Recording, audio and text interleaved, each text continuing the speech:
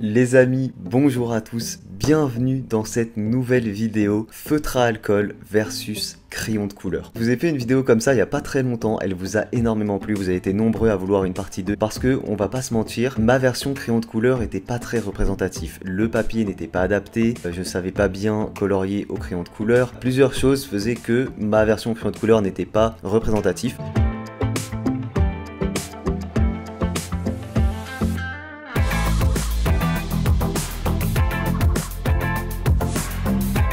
Aujourd'hui, j'ai évolué en crayon de couleur déjà, alors je suis pas aussi bon en crayon de couleur que je le suis au feutre à alcool, mais j'ai quand même un meilleur niveau. Et en plus, je vais tout simplement utiliser le bon papier, c'est essentiel, c'est primordial si vous voulez avoir un bon résultat avec un outil, c'est d'utiliser le papier adapté pour cet outil. Et dans cette vidéo les amis, je vais vous présenter certains crayons de couleur, c'est avec ceux-là que je vais colorier, ce sont les crayons de couleur Magic Fly. Ils m'ont été envoyés gratuitement, je vous le dis, et je vous mettrai un lien en description si jamais ils vous plaisent. Magic Fly, c'est une marque que j'ai découverte il y a pas longtemps, ils m'avaient envoyé de la peinture.